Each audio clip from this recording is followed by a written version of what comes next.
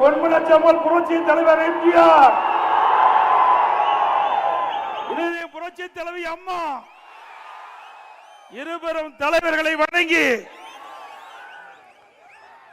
இந்த எழுச்சி பயண நிகழ்ச்சியிலே கலந்து கொண்டு சிறப்பித்துக் கொண்டிருக்கின்ற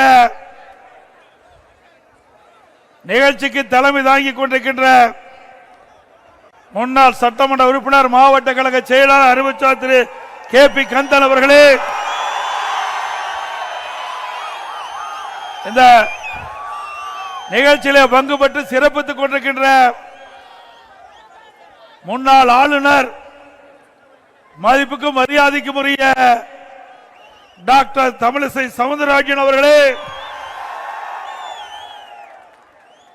மற்றும் நிகழ்ச்சியிலே கலந்து கொண்டிருக்கின்ற முன்னாள் MP சகோதரர் டாக்டர் பி வேணுகோபால் அவர்களே, முன்னாள் MLA சகோதரர் கே சிங்காரம் அவர்களே, மற்றும் நிகழ்ச்சியிலே கலந்து கொண்டு சிறப்பித்துக் கொண்டிருக்கின்ற பாரதிய ஜனதா கட்சியுடைய மாவட்ட தலைவர் திரு குமார் அவர்களே, பொதுச்செயலாளர் ஜெயபாஸ்கர் அவர்களே, கழகத்தினுடைய ஒன்றிய கழக செயலாளர்களே, நகர கழக செயலாளர், பேருக்குழு செயலாளர், பகுதி செயலாளர், வட்டக்கழக செயலாளர்களே, கிளைக்கழக செயலாளர்களே, கழகத்திலே பல்வேறு பொறுப்புகளை வைக்கின்ற நிர்வாகிகளே, கூட்டணி கட்சி சேர்ந்த தலைவர்களே, நிர்வாகிகளே, தொண்டர்களே, பெரியோர்களே, தாய்மார்களே, பத்திரிகையாளர், ஊடகங்களே, அத்தனை பேருக்கும் என்னுடைய முதற்க நன்றி கலந்த வணக்கம்.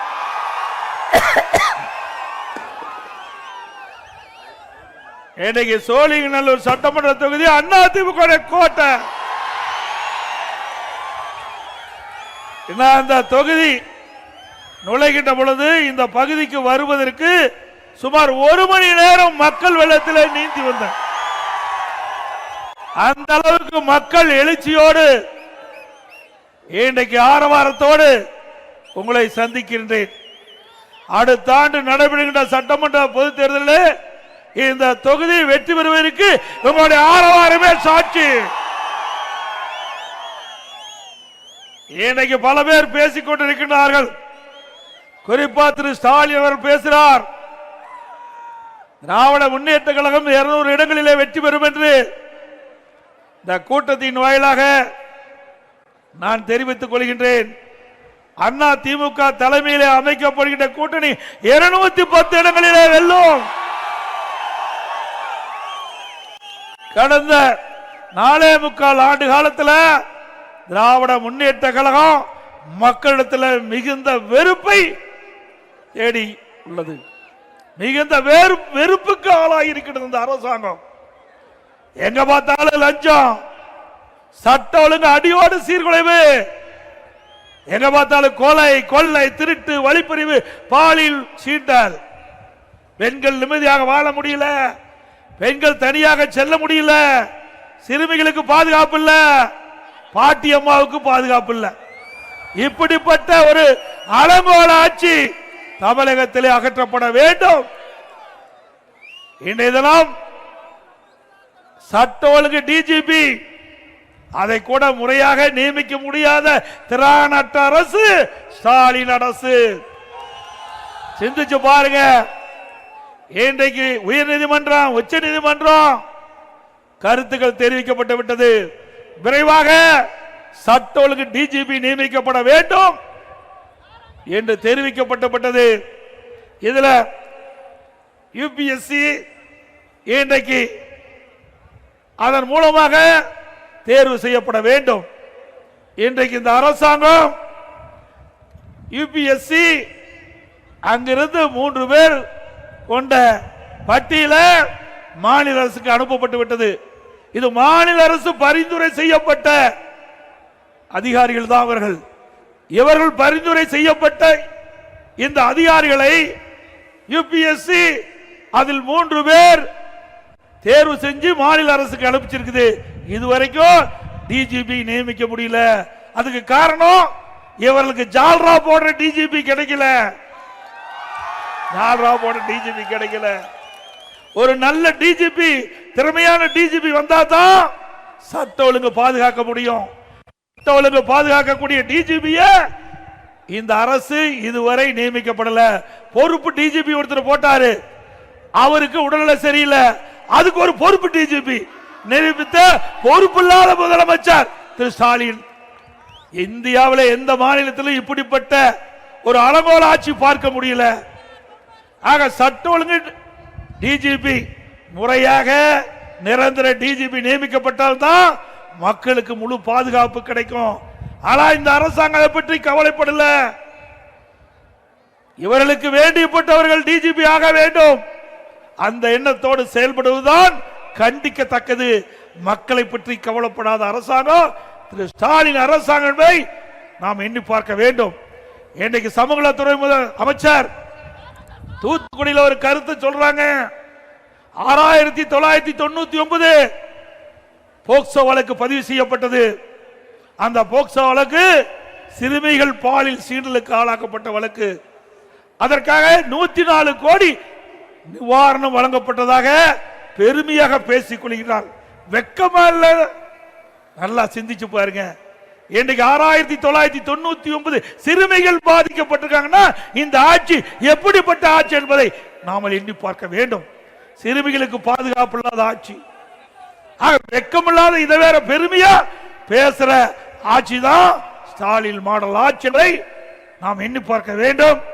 அதோட இன்றைக்கு இந்த ஆட்சி பொறுப்பேற்ற பிறகு எல்லா ஊழல், டாஸ்மாக் ஊழல், தமிழகத்தில் சுமார் 6000 மதுபான டாஸ்மாக் கடை இருக்குது. 6000 டாஸ்மாக் கடையில ஒரு பாட்டில் 10 ரூபா அதிகமா கொடுத்து வாங்க வேணும். ஒரு நாளைக்கு 1.5 கோடி பாட்டில் விற்குது. எவ்வளவு பாட்டில் விற்குது? 1.5 கோடி. ஒரு பாட்டிலுக்கு 10 ரூபாய்னா ஒரு நாளைக்கு 15 கோடி. இந்த டாஸ்மாக் கடையிலிருந்து மட்டும் முறைகேடாக சம்பாதித்து மேலிடத்துக்கு அனுப்பிச்சிட்டு இருக்கிறாங்க. மேலிடம் யாரு? ஸ்டாலின், திரு ஸ்டாலினுடைய குடும்பத்துக்கு அனுப்பிச்சிட்டு இருக்காங்க. ஒரு மாசத்துக்கு 450 கோடி, வருஷத்துக்கு இந்த 4 ஆண்டு காலத்தில் 22,000 கோடி டாஸ்மாக் அந்த நிறுவனத்திலிருந்து மட்டும் இந்த 10 ரூபா பாட்டிலுக்கு அதிகமாகி கொள்ளையடித்த அரசாங்கம் திமுக அரசாங்கம். இந்த அரசாங்கம் தொடர வேண்டுமா? ஊழல் நடைமுறை அரசாங்கத்தை அகற்றுவீர்களா? அது மட்டுமல்ல, திராவிட முன்னேற்ற கழக அமைச்சரவையில் இருக்கின்ற ஒரு நிதி அமைச்சர் திரு பழனிவேல் தியாகராஜன் என்பவர் இப்ப வேறு இலாக்காவுக்கு போயிட்டாங்க. அவர் ஆடியோ மூலமாக ஒரு செய்தியை பரப்பினார். 30,000 கோடி. என்னை விட உங்களுக்கு நல்லா தெரிஞ்சிருக்குது, எங்களை விட அதிகமா உங்களுக்கு தெரிஞ்சிருக்குது. ஏன்னா வலைதளத்தில் பரவி இருக்குது, தமிழ்நாடு முழுவதும் பரவி இருக்குது. 30,000 கோடி திரு சபரீஸ் அவர்களும் உதயநிதி அவர்களும் கையில வைத்துக் கொண்டு என்ன செய்வது என்று தெரியாமல் திண்டாடி கொண்டிருக்கிற செய்தி இந்த வலைதளத்தில் வந்திருக்குது. இதுவரைக்கும் முதலமைச்சர் இதற்கு வாய் திறக்கல. இப்படி கொள்ளையடிக்கின்ற ஆட்சி தேட வேண்டுமா? இன்றைக்கு பாத்தீங்கன்னா நகர்ப்புற உள்ளாட்சித்துறை காலி பணியிடங்களை நிரப்புவதில் மட்டும் 800 கோடி ஊழல் செய்திருக்கிறாங்க. இன்றைக்கு இடி அதை கண்டுபிடித்து அந்த கண்டுபிடித்த உடனே இந்த அரசாங்கத்தை இந்த அமைச்சர் மீது எஃப்ஐஆர் போட வேண்டும் என்று 2 முறை ஆதாரத்தோடு அறிக்கை அனுப்பிச்சோம். இன்னும் எஃப்ஐஆர் போடுவதற்கு இந்த அரசுக்கு மனமில்லை. அண்ணா திமுக ஆட்சி மலர்ந்தவுடன் இப்படிப்பட்ட அமைச்சர் மீது எஃப்ஐஆர் பதிவு செய்யப்படும், சட்ட ரீதியாக நடவடிக்கை எடுக்கப்படும். ஸ்டாலின் வெளிநாடு போனாரு, அங்க முதலீட்டை ஈர்க்க போகல, முதலீட்டை செய்ய போயிருக்கிறார். அவர் வெளிநாடு போய்கிட்ட பொழுது அண்மையில ஜெர்மன் நாட்டுக்கு போனாரு. அப்ப விமான நிலையத்திற்குள்ள நிருபர்களை சந்தித்து பேட்டி கொடுத்தார். அப்பொழுது 922 புரிந்துணர்வு ஒப்பந்தங்கள் போடப்பட்டது. அதன் மூலமாக 10,62,000 கோடி தொழில் முதலீட்டு ஈர்க்கப்பட்டது. அதனால சுமார் 32,81,000 பேருக்கு வேலை கிடைக்கப்பட்டது என்று ஒரு அறிவிப்பை வெளியிட்டு அதுல 77 புரிந்துணர்வு ஒப்பந்தங்கள் நிறைவேற்றப்பட்டதா சொல்லியிருக்கிறார். அதுல 77% புரிந்துணர்வு ஒப்பந்தங்கள் நிறைவேற்றப்பட்டு சொல்றார். அப்படி 77% புரிந்துணர்வு ஒப்பந்தங்கள் நிறைவேற்றப்பட்டா சுமார் 25 லட்சம் பேருக்கு தமிழ்நாட்டில் வேலை கிடைச்சிருக்கணும். கிடைச்சுதா? பச்சை பொய். ஒரு புரிந்துணர்வு ஒப்பந்தம் போட்டா குறைந்தபட்சம் அந்த தொழில் நிறுவனங்கள் நிறுவதற்கு 3 ஆண்டிலிருந்து 5 ஆண்டு காலம் பிடிக்கும்.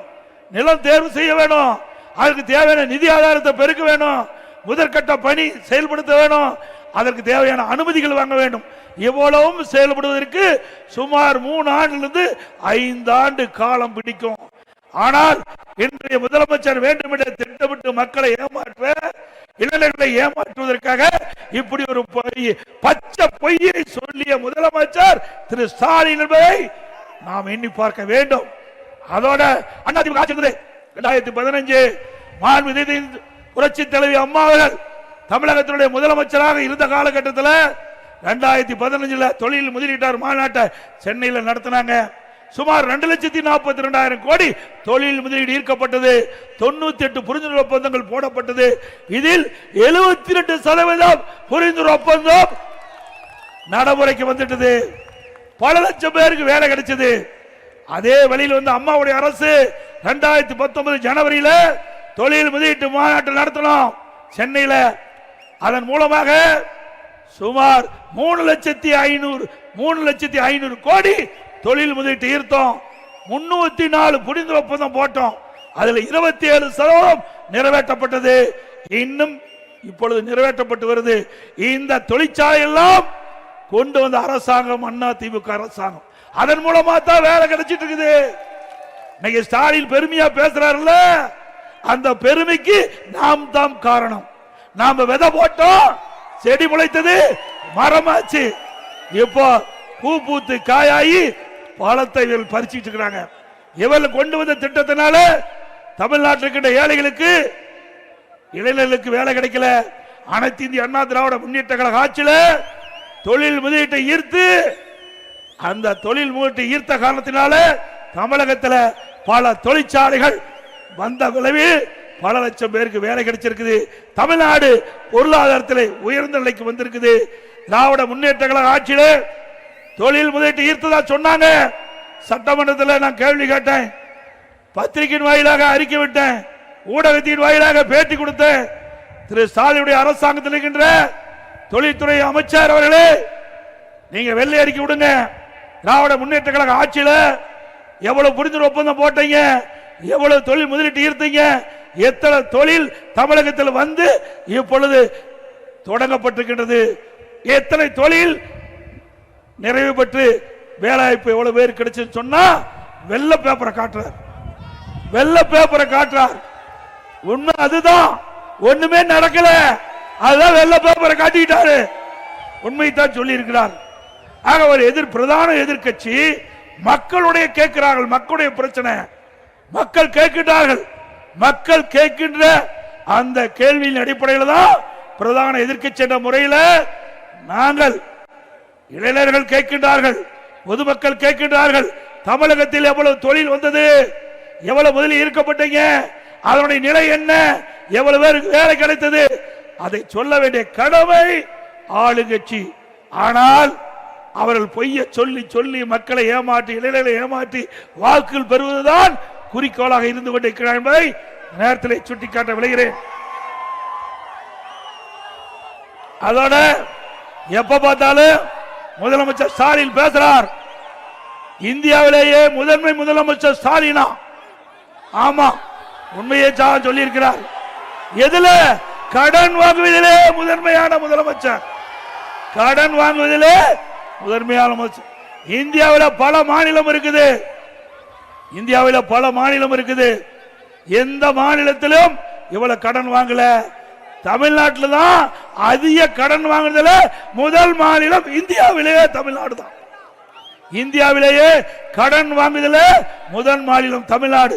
அந்த சாதனை தான் முதலமைச்சர் செஞ்சிருக்கிறார். வேற எந்த சாதனையும் இல்லை. எல்லாத்தையும் கடன்காரன் ஆக்கிவிட்டார். தமிழ்நாட்டுக்கு மக்கள் அனைவரையும் கடனாளி ஆக்கிதான் இந்த ஆட்சியினுடைய பெருமை. வேற ஒண்ணும் நடக்கல. இன்றைக்கு பாரத பிரதமர் நரேந்திர மோடி அவர்கள் பல்வேறு திட்டங்களை கொண்டாந்திருக்கிறாங்க. Make in India.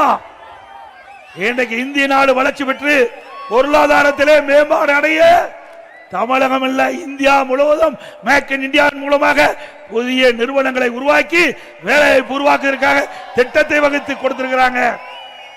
அது மட்டுமல்ல, இன்றைக்கு மெட்ரோ ரயில் திட்டம் கட்ட 2,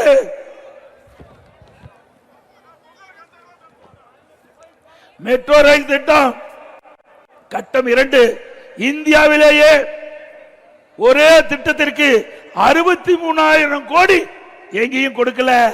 மத்திய அரசு அனுமதி கொடுத்து தமிழ்நாட்டில் சென்னை மாநகரம் முழுவதும் தடையில்லாம மக்கள் போக்குவரத்து ஏற்படுத்துவதற்கு மெட்ரோ ரயில் திட்டம் கட்டம் 2 63,000 கோடி அண்ணா திமுக ஆட்சி காலத்தில் மத்திய அரசு அனுமதி பெற்று நடைமுறைக்கு கொண்டாந்தோம். இந்த சோழிங்கநகர் தொகுதியிலேயோ இந்த மெட்ரோ ரயில் திட்டம் வருது. இந்த திட்டம் வருகின்ற பொழுது இந்த பகுதி மிகப்பெரிய வளர்ச்சி பெறும். நான் முதலமைச்சர் இருந்த பொழுது, அம்மாவுடைய அரசு இருக்கின்ற பொழுது மத்திய உள்துறை அமைச்சர் மரியாதைக்குரிய அமித்ஷா அவர்களை அழைத்து வந்து கலைவாணர் அருகிலே இந்த மெட்ரோ ரயில் திட்டம் கட்டம் 2க்கு அடிக்கல் நாட்டப்பட்டது அண்ணா திமுக ஆட்சியிலே. மிகப்பெரிய திட்டங்க. இந்தியாவிலேயே ஒரு திட்டத்திற்கு 63 கோடி எந்த மாநிலத்திற்கு கொடுக்கல, தமிழ்நாட்டுக்கு தான் கிடைக்கப்பட்டது. அப்படி அண்ணா திமுக ஆட்சியில சாதனை படைத்தோம். அது மட்டுமல்ல, அண்ணா திமுக ஆட்சியில ஒரே ஆண்டில் 12 அரசு மருத்துவக் கல்லூரி மருத்துவமனை கொண்டாந்தோம். மாண்புமிகு பாரத பிரதமரை சந்தித்து தமிழ்நாட்டு மக்களுடைய கோரிக்கை வைச்சோம். இன்னைக்கு தமிழ்நாட்டில் பல மருத்துவக் கல்லூரிகள் வேண்டும் என்று கேட்டோம். அதுல முதற்கட்டமா 12 அரசு மருத்துவக் கல்லூரி மருத்துவமனை தந்த பிரதமர் நரேந்திர மோடி அவர்கள்.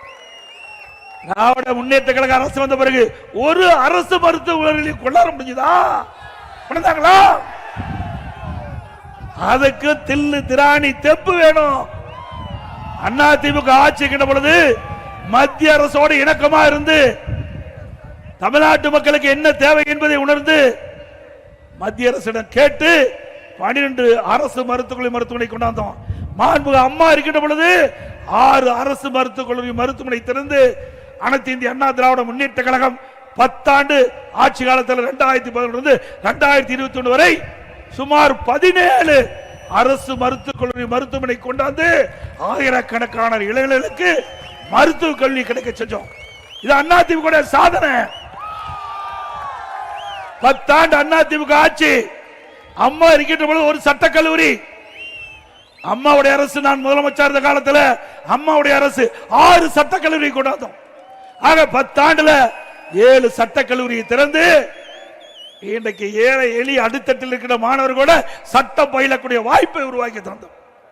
68 அரசு கலை மற்றும் அறிவியல் கல்லூரி 10 ஆண்டுல தமிழகத்தில் கொண்டாந்து இன்றைக்கு குறைந்த கட்டணத்தில் பட்ட படிப்பு படிக்கக்கூடிய சூழ்நிலையை நம்ம மாணவர்களுக்கு உருவாக்கி தந்தோம்.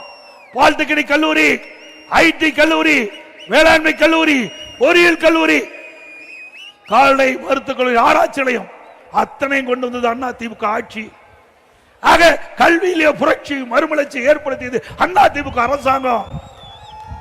ஒரே ஆண்டு புரட்சி தலைவி அம்மா இருக்கின்ற பொழுது 20,000 ஆசிரியர் ஒரே காலகட்டத்தில் சென்னைக்கு வரவழைத்து பணியாணை வழங்கிய அரசாங்கம் அண்ணா திமுக அரசாங்கம்.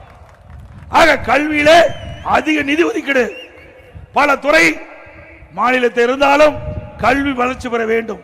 ஒரு மாநிலத்தில் கல்வி எந்த அளவுக்கு வளர்ச்சி பெறுதோ அந்த அளவுக்கு பொருளாதார வளர்ச்சி பெறும். அந்த அடிப்படையில் தான் மாண்புமிகு அம்மா அவர்கள் தமிழகத்துடைய முதலமைச்சர் இருக்கின்ற பொழுது கல்விக்கு முன்னுரிமை கொடுத்தாங்க. கல்விக்கு அதிக நிதி ஒதுக்கீடு செய்யப்பட்டது. அதன் அடிப்படையில் தமிழகத்திலே கல்வி புரட்சி இருந்தது என்பதை எண்ணி பார்க்க வேண்டும். 2011 மாண்புமிகு அம்மா அவர்கள் தமிழகத்துடைய முதலமைச்சர் பொறுப்பேற்கின்ற பொழுது 100க்கு 32 பேர் தான் உயர்கல்வி படிச்சாங்க. 2019-20 மாண்புமிகு அம்மாவுடைய அரசு இருக்கின்ற பொழுது 100க்கு 52 பேர் உயர்கல்வி படிச்சாங்க. இது அண்ணா திமுக சாதனை. ஸ்டாலின் அவர்களே, எனக்கு சேலஞ்சு பண்ணுங்க, நாங்க உங்களுக்கு சொல்றோம். இப்படி ஏதாவது ஒரு திட்டத்தை கொண்டாந்த இளைஞர்களுக்கு இன்னைக்கு தமிழ்நாட்டுக்கின்ற ஏழைகள், ஒடுக்கப்பட்டவர்கள், கிராமத்திலிருந்து நகர வரை சாதாரண குடும்பத்தில் பிறந்த மாணவ மாணவி, ஏழை குடும்பத்தில் இருந்த மாணவ மாணவி, அவர்கள் எல்லாம் உயர்ந்த கல்வி படிக்கக்கூடிய சூழ்நிலையை நாங்கள் உருவாக்கி தந்தோம். உங்களுடைய ஆட்சியில் இப்படி ஏதாவது திட்டத்தை கொண்டாந்து நிறைவேற்றப்பட்டிருக்குதா? அதே போல அம்பேத்கர் சட்டக்கல்லூரி இங்கதான் நான் கட்டி கொடுத்தோம். இந்த தொகுதியில் தான் கொடுத்திருக்கோம். இன்னைக்கு அது மட்டும் இல்ல, இன்னைக்கு படித்த இளைஞர்களுக்கு வேலைவாய்ப்பு உருவாக்கி தந்தோம். தொழிற்சாலை நிறுவி படித்த இளைஞர்களுக்கு பட்ட படிப்பு படிக்கக்கூடிய சூழ்நிலையை உருவாக்கி தந்த அதிமுக அரசு. அது மட்டும் இல்ல, சாதாரண மக்களுக்கு கூட நல்ல சிகிச்சை அளிக்க வேண்டும் என்பதற்காக அம்மா மினி கிளினிக் கொண்டாந்தோம். 2000 அம்மா மினி கிளினிக், 2000 அம்மா மினி கிளினிக். அதையும் மூடு விழா செய்துட்டீங்க. மீண்டும் அதிமுக ஆட்சிக்கு வந்த பிறகு 4000 அம்மா மினி கிளினிக் திறக்கப்படும். 4000 அம்மா மினி. எங்கெல்லாம் ஏழைகள் நிறைந்த பகுதியாக இருக்கின்றதோ அந்த பகுதியெல்லாம் அதிமுக ஆட்சி மலர்ந்தவுடன் அந்த ஏழை மக்களுக்கு அந்த பகுதியிலேயே சிகிச்சை அளிக்கக்கூடிய வகையிலே அம்மா மினி கிளினிக் திறக்கப்படும். அதோட இன்றைக்கு நம்முடைய மகளிர் குறித்த நேரத்தில் பணிக்கு செல்வதற்கு, பணி முடிந்து வீட்டுக்கு திரும்புவதற்கும் அம்மா இருசக்கர வாகனம் அதிமுக ஆட்சியில் 3 லட்சம் பேருக்கு கொடுக்கப்படும். அந்த திட்டத்தை துவக்குவதற்காக பாரத பிரதமர் அவர்களே நேரடியாக தமிழகத்துக்கு வந்து கலைவாணர் அருகிலே இந்த அம்மா இருசக்கர வாகன துவக்க விழாவிலே கலந்து கொண்டு துவக்கி வைத்தார். இந்த ஆட்சியில் அதை கைவிட்டு விட்டாங்க. மீண்டும் அதிமுக ஆட்சி மலர்ந்தவுடன் 5 லட்சம் மகளிருக்கு அம்மா இருசக்கர வாகனம் கொடுக்கப்படும்.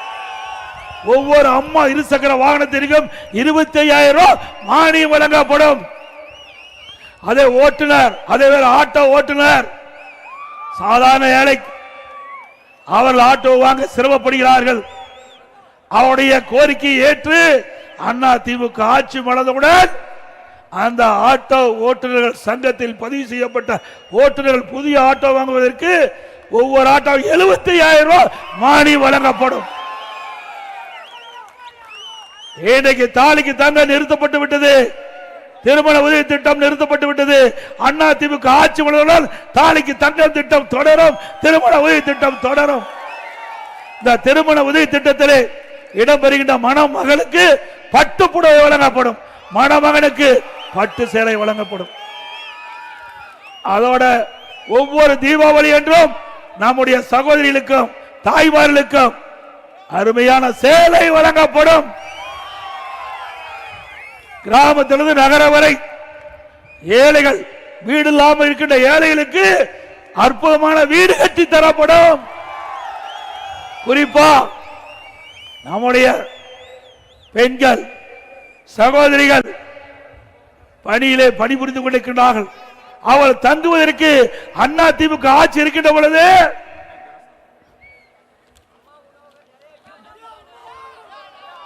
தனியார் அலுவலகத்தில் பணிபுரிகின்ற பெண்களுக்கு சென்னை, மதுரை, கோவை, திருச்சி 10 இடங்களில் அன்னை தெரசா மகளிர் தங்கு விடுதி கட்டிக் கொடுத்தோம். மீண்டும் அதிமுக ஆட்சி மலர்ந்தவுடனே இந்த பக்கம் ஐடி நிறுவனம் அதிகமா இருக்குது. அந்த நிறுவனத்தில் பணிபுரிகின்ற நம்முடைய பெண்களுக்கு சகோதரிகளுக்கு விடுதிகள் கட்டி கொடுக்கப்படும். சோழிங்கநகர் பகுதியில் ஆயிரக்கணக்கான பேர் தங்கக்கூடிய பாதுகாப்பு அம்சம் கூடிய விடுதி கட்டி கொடுக்கப்படும். அதோட அம்மா உணவகம் நிச்சயமாக கொடுக்கப்படும். ஏழைகள் வயிறார உணவு, தரமான உணவு குறைந்த விலையில கொடுக்கப்படும். வேண்டுமென்ற திட்டமிட்டு அதிமுக ஆட்சியில கொண்டு வந்த திட்டமிட்ட ஒரே காரணத்திற்காக இந்த திட்டத்தை இந்த அரசு படிப்படியா கைவிட்டுக் கொண்டிருக்கிறது. பல இடத்துல அம்மா உணவகத்தை மூடிட்டாங்க. பல இடத்துல அம்மா உணவகத்தில் பணிபுரிந்த பணியாளர்களுடைய எண்ணிக்கை குறைச்சிட்டாங்க. அம்மா உணவகத்திற்கு தேவையான பொருள் முழுமையா வழங்கல, தரமான பொருள் வழங்கல. மீண்டும் அதிமுக ஆட்சி வளர்ந்தவுடனே அம்மா உணவகத்துக்கு தரமான பொருள் வாங்கி கொடுக்கப்படும். தேவையான பணியாளர்கள் நியமிக்கப்படும். எல்லா இடங்களிலும் எங்கெங்க மக்கள் அதிகமாக இருக்கின்றார்களோ அந்த பகுதியிலெல்லாம் புதிதாக அம்மா உணவகம் திறக்கப்படும்.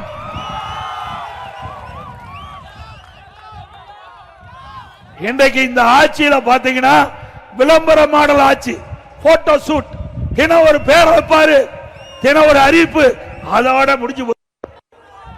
பெயர் வைப்பதில் ஸ்டாலினுக்கு நோபல் பரிசு கொடுக்கலாம், பெயர் வைப்பில் நோபல் பரிசு கொடுக்கலாம்.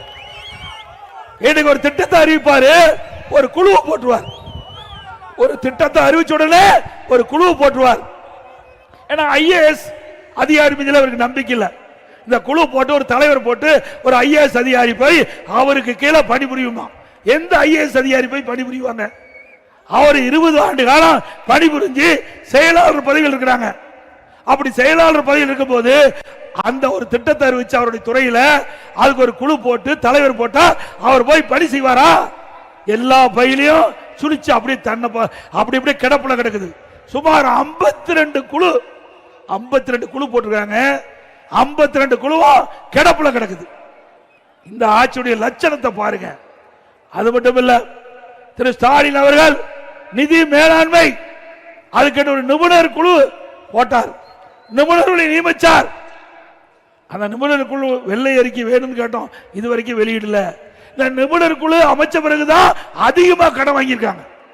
நிபுணர் குழு அமைக்கப்பட்டதா தமிழ்நாட்டில் 5 லட்சம் கோடி கடன் வாங்கியிருக்கிறாங்க. அதோட விலைவாசி முன்னை முட்டுக்கிட்ட அளவுக்கு உயர்ந்து போச்சு. அரிசி விலை அண்ணா திமுக ஆட்சி இருந்ததை விட கிலோவுக்கு 25 கூடுதல். அதே போல எண்ணெய் விலை ஒரு லிட்டர் 60 ரூபாய் உயர்ந்து போச்சு. பருப்பு விலை சுமார் 70 ரூபாய் ஒரு கிலோவுக்கு உயர்ந்திருக்குது. இப்படி விலை உயர்ந்ததால் மக்கள் கடுமையா பாதிக்கப்பட்டிருக்காங்க. அதை பத்தி எல்லாம் கவலை இல்லை. அண்ணா திமுக ஆட்சி இருக்கின்ற பொழுது எந்த உணவுப் பொருள் விலை ஏறினாலும் உடனடியாக அதை கட்டுப்படுத்துவதற்கு கட்டுப்பாட்டு நிதி என்று 100 கோடி ஒதுக்கி எந்த உணவுப் பொருள் இங்க அதிகமா விளைவிக்குதோ, எந்த உணவுப் பொருள் எந்த மாநிலத்தில் குறைவா விலை இருக்குதோ அங்க கொள்முதல் செஞ்சு தமிழ்நாட்டுக்கு கொண்டு வந்து அந்த விலை உயர்வை தடுத்து நிறுத்தி மக்களுக்கு உதவி செய்த அரசாங்கம் அண்ணா திமுக அரசாங்கம். கட்டுமான பொருள் பாத்தீங்கன்னா நீ வீடே கட்ட முடியாது. இந்த நகர பகுதியெல்லாம் மக்கள் வசிக்கிறாங்க, நடுத்தர மக்கள் அதிகமாக வசிக்கிறாங்க, வீடு கட்ட முடியாது. அண்ணா திமுக ஆட்சியில் இருந்ததும் திமுக ஆட்சியில் இருந்தும் எவ்வளவு விலை வித்தியாசம் பாருங்க. ஒரு யூனிட் எம்சாண்ட் அண்ணா திமுக ஆட்சியில் 3000 ரூபாய், இப்போ 6000 ரூபாய் ஒரு யூனிட் எம்சாண்ட் விலை. அதாவது ஒரு யூனிட் ஜல்லி அண்ணா திமுக ஆட்சியில் 2000 ரூபாய், இப்போ 5500 ரூபாய் ஒரு யூனிட் ஜல்லி. ஒரு டன் கம்பி அண்ணா திமுக ஆட்சியில் 40000 ரூபாய், இப்போ ஒரு டன் கம்பி 65000 ரூபாய்க்கு விற்குது. ஒரு செங்கல் அண்ணா திமுக ஆட்சியில் 6 ரூபாயிலிருந்து 8 ரூபாய், இப்போ 10 ரூபாயிலிருந்து 13 ரூபாய்க்கு செங்கல் விற்குது. சிமெண்ட் ஒரு மூட்டை அண்ணா திமுக ஆட்சியில் 240 ரூபாய், திமுக ஆட்சியில் 350 ரூபாய் ஒரு மூட்டை சிமெண்ட். மரம் 200% விலையேறி போச்சு. இப்படி இந்த பொருள் எல்லாம் விலையேறி போச்சு. இதனால வீடு கட்ட முடியுமா? வீடு கனவுல கட்டிக்கலாம். இனி திமுக ஆட்சி இருக்கிற வரைக்கும் வீடு கட்டிக்கிட்ட எண்ணமே மக்களுக்கு வர முடியாது. அந்த அளவுக்கு விண்ணை முட்டுகின்ற அளவுக்கு விலை உயர்ந்து விட்டது. திராவிட முன்னேற்ற கழக தேர்தல் அறிக்கையில் குறிப்பிட்டாங்க, இந்த இதை அத்தியாவசிய பட்டியலில் சேர்க்கப்பட்டு விலை உயர்ந்த பொழுது கட்டுப்படுத்தப்படும் என்று தேர்தல் அறிக்கையில் குறிப்பிட்டீங்க. நான் சட்டமன்றத்தில் கேட்டேன், இப்படி இந்த கட்டுமான பொருட்கள் விலை தாறுமாறா ஏறி போச்சு, அதை நீங்கள் குறிப்பிட்டவாறு இது அத்தியாவசிய பட்டியலில் சேர்க்கப்பட்டு நடவடிக்கை எடுத்து இந்த விலையை குறைங்கன்னா எந்த பதிலும் இல்லை. ஏன்னா எல்லாம் லஞ்சம் வாங்கிட்டு இருக்காங்க. கொஞ்சம் லஞ்சம் இல்லைங்க, கொள்ளையடிச்சிட்டு இருக்கிறாங்க. இன்றைக்கு ஜல்லி கிரசர் வைத்திருக்கிறவர்கள் ஒரு ஏக்கருக்கு 3 லட்சம், அதே போல கிரசருக்கு 10 லட்சம், ஸ்டாக் யார்டு இருந்தா 5 லட்சம், அப்படி ஒரு கிரசர் வச்சிருக்க 20 லட்சம் ரூபாய் லஞ்சம் கொடுத்தா தான் அந்த கிரசருக்கு பர்மிட் கொடுக்கறாங்க. இல்லைன்னா பர்மிட் கொடுக்கல. கோயம்புத்தூர்ல 4.5 கோடி வாங்கியாச்சு, 4.5 கோடி ஜல்லி கிரசர்கிட்ட அந்த உரிமையாளர்கள் வசூல் பண்ணியாச்சு. திருச்சியில் இருக்கிற ஜல்லி கிரசர் ஓடல, பர்மிட் கொடுக்கல, இவர் கேட்ட லஞ்சம் கொடுக்காதனால. ஆகவே இந்த அரசுக்கு எச்சரிக்கின்றோம். அதில் கூர்ந்து திரு ஸ்டாலின் அவர்களே, நீங்கள் செய்கின்றது மிகப்பெரிய தப்பு. ஊழல் மீது ஊழல் செஞ்சு மக்களை வாட்டி வைத்துக் கொண்டிருக்கிறீர்கள். மேலும் இந்த லஞ்சம் தொடர்ந்தால் யாரெல்லாம் இந்த ஜல்லி கிரசர் உரிமையாளர்கள் மிரட்டி வசூல் செய்கின்றனர்களோ அவர்கள் மீதெல்லாம் சட்ட ரீதியாக நடவடிக்கை எடுக்கப்படும்.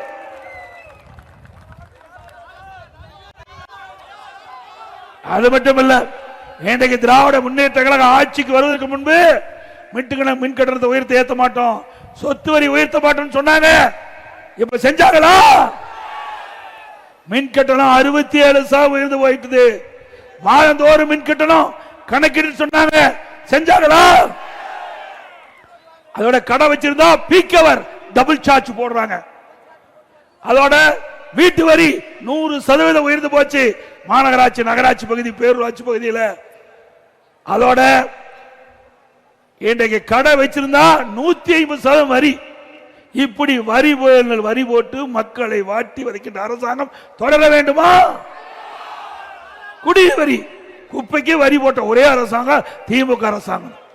அது மட்டுமல்ல, சென்னை மாநகராட்சியில் அந்த டாய்லெட் அதுல பல கோடி ரூபாய் ஊழல் செஞ்சிருக்கிறாங்க. அண்ணா திமுக ஆட்சிக்கு வந்த உடனே அதையெல்லாம் விசாரித்து இதில் யாரெல்லாம் சம்பந்தப்பட்டார்களோ அவர்கள் மீதெல்லாம் உரிய நடவடிக்கை எடுக்கப்படும். அதோட இன்றைக்கு பத்திரப்பதிவு கட்டணம் உயர்த்தியாச்சு. பத்திரப்பதிவே செய்ய முடியாது. இதெல்லாம் மாநகராட்சி பகுதிக்கு உட்பட்ட பகுதி. நிறைய பேர் வீட்டு நிலம், மனை நிலம் வாங்குறீங்க. அந்த மனை நிலையம் வாங்கிட்ட பொழுது பத்திரப்பதிவுக்கு போனா அதுக்கு பர்சன்டேஜ் போட்டு வசூல் செய்கிற ஒரே அரசாங்கம் திமுக அரசாங்கம். ஆட்சியம் அது கேட்க வேண்டியதே இல்லை, அது பகல் கொள்ள.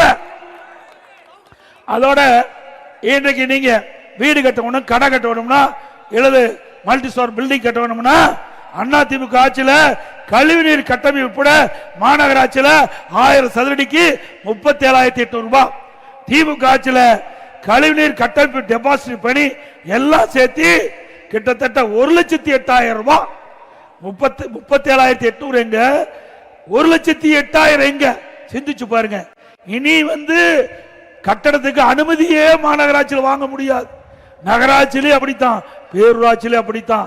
கட்டணத்தை அதிகரிக்க அரசாங்கம் திமுக அரசாங்கம் என்பதை நேரத்தில் தெரிவித்து, அதோட வேதனை என்னன்னா, டாக்டர் நம்முடைய மரியாதைக்குரிய சகோதரி டாக்டரா இருக்கிறாங்க, அவருக்கு தெரியும்.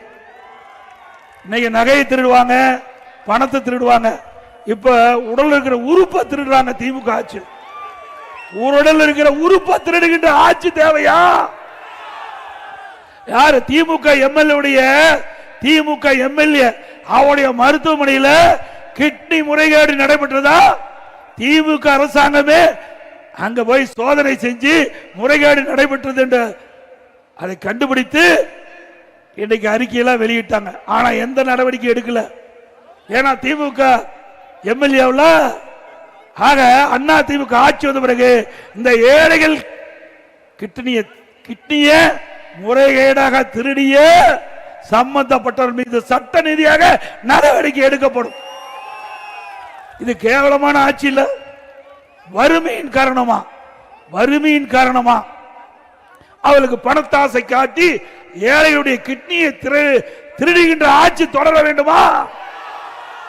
எவ்வளவு அயோக்கியத்தனம்! யாராவது நம்முடைய நண்பர்கள், இங்க வந்திருக்கின்ற கள நிர்வாகிகள், தொண்டர்கள், பொதுமக்கள் திமுக காரர் மருத்துவமனைக்கு சிகிச்சை பெற்றிருந்து அறுவை சிகிச்சை பெற்றிருந்தா தயவு செய்து உங்களுக்கு தெரிஞ்ச மருத்துவமனைக்கு போய் ஸ்கேன் பண்ணி பார்த்துங்க. ஏன்னா உள்ள உறுப்பு இருக்குதா தெரிஞ்சுக்கணும். அவ்வளவு மோசமான ஆட்சி தமிழகத்தில் நடைபெற்றுக் கொண்டிருப்பதை நாம் எண்ணி பார்க்க வேண்டும். எப்ப பார்த்தாலும் ஸ்டாலின் நிதியில்லைங்கிறார். கார் பந்தை நடத்துறதுக்கு நிதி இருக்குது. அவ அப்பா மேல, அவ அப்பா பெயர்ல பேனா வைக்கிறதுக்கு நிதி இருக்குது. எழுதாத பேனாவை நடுக்கடல கொண்டு வைக்க வேணுமா? யாருடைய பணம்? உங்களுடைய வரி பணம். இது தேவையா? உங்களுக்கு பேனா வைக்கணும்னு விருப்பப்பட்டா எழுதாத பேனாவை எங்க வச்சா என்ன? ஒரு 2 கோடி ரூபாயில உங்க அப்பா நினைவிடத்துக்கு முன்னாலே வைங்க, வேண்டாம் சொல்லல. அதற்கு போய் 82 கோடி ரூபாய் செலவு செய்யணுமா? யாருடைய பணம்? மக்களுடைய வரி பணம். இப்படி ஊதாரித்தனமாக செலவு செய்கின்ற அரசாங்கம் தேவையா?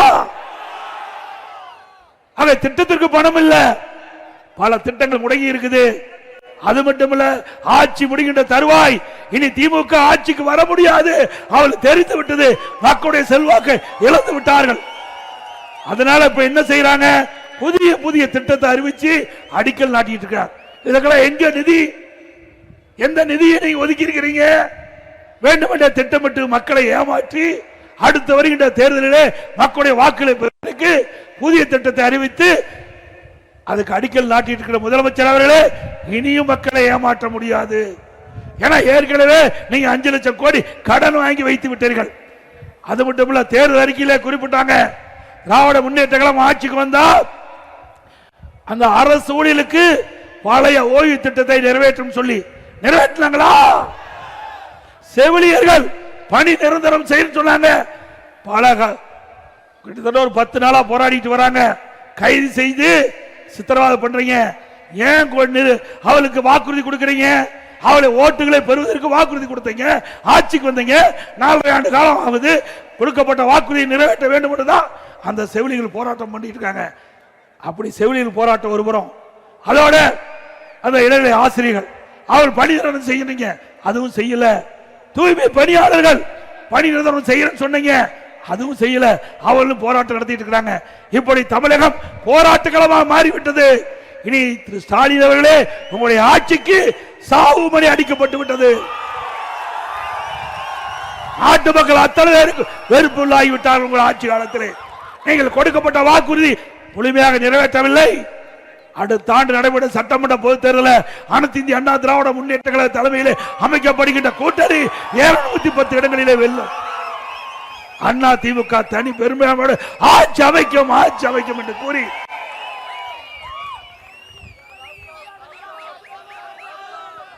அதோட இந்த எழுச்சி பயண நிகழ்ச்சி நடைபெறுவதற்கு உறுதியாக இருந்த இந்த இடத்தை கொடுத்து உதவிய மரியாதைக்கு முன்னாள் மேயர் அண்ணன் சைதை துரைசாமி அவர்களுக்கு உங்கள் சார்பாக எனது சார்பாக நன்றியை தெரிவித்துக் கொள்கின்றேன்.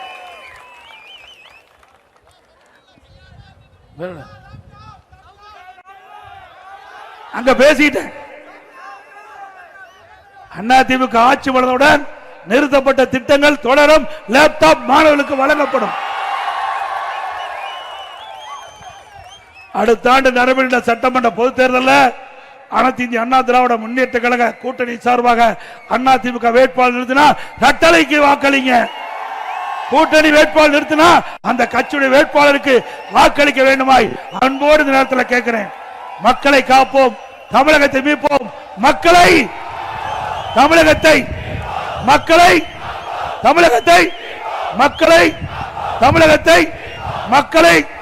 தமிழகத்தை பை பை ஸ்டாலின். நன்றி, வணக்கம். அனைவருக்கும் இனிய புத்தாண்டு நல்வாழ்த்துக்கள். அனைவருக்கும் இனிய தைப்பொங்கல் நல்வாழ்த்துக்கள்.